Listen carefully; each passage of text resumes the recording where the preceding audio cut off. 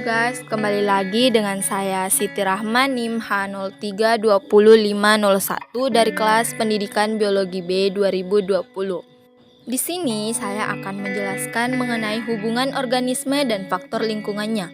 Di mana organisme yang akan saya bahas di sini ada 4. Yang pertama yaitu hewan, kedua tumbuhan, ketiga bakteri, dan keempat jamur. Organisme pertama yaitu hewan, di mana yang saya dapat referensi dari Journal of Forestry Research yang berjudul Keanekaragaman Jenis Burung pada Berbagai Tipe Habitat Perkebunan Kakao yang ditulis oleh Jamalia Boinao dan kawan-kawan.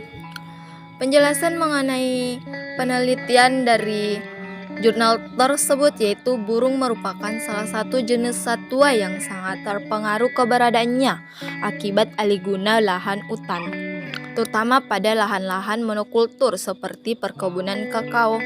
Hilangnya pohon hutan dan tumbuhan semak menyebabkan hilang pula tempat bersarang, berlindung dan mencari makan bagi berbagai jenis burung. Kemudian organisme yang kedua yang akan kita bahas yaitu tumbuhan, di mana saya mengambil referensi dari Jurnal Manusia dan Lingkungan yang berjudul Serangan Benalu pada Beberapa Kelas Umur Tanaman Jati di Wilayah Hutan BKPH Begal, KPH Ngawi, Jawa Timur, yang ditulis oleh Suewarno Hasan Bahri dan kawan-kawan. Di dalam jurnal tersebut membahas mengenai ekosistem hutan tanaman jati mengalami beberapa gangguan. Salah satunya berupa serangan tumbuhan benalu. Benalu merupakan tumbuhan pengganggu yang bersifat parasit dan dapat mematikan tanaman inangnya. Organisme ketiga yang akan kita bahas kali ini yaitu bakteri, yang dimana mengenai organisme ini saya mengambil referensi dari Jurnal Kesehatan Lingkungan dengan judul Penurunan Bakteri Coli pada Air Sungai Martapura menggunakan saringan arang sekam padi, yang ditulis oleh Syarifuddin A dan kawan-kawan. Di dalam jurnal tersebut membahas mengenai kebiasaan masyarakat bantaran Sungai Martapura membuang hajatnya ke sungai, menyebabkan air sungai tercemar bakteri coli yang dapat menyebabkan penyakit. Untuk memperbaiki kualitas air sungai Martapura diperlukan pengolahan air, salah satunya menggunakan saringan arang sekam padi sehingga didapatkan air bersih yang memenuhi syarat-syarat kesehatan.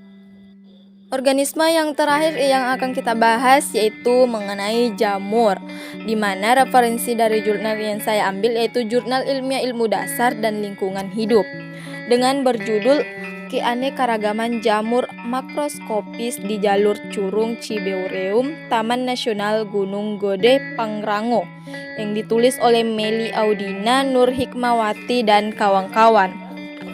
Di dalam jurnal tersebut membahas mengenai peneliti mengenai keanekaragaman jamur makroskopis belum banyak dilakukan, terutama di jalur Curug Cibeureum. Oleh sebab itu, peneliti mengenai keanekaragaman spesies jamur makroskopis di iklim tropis perlu dilakukan secara intensif.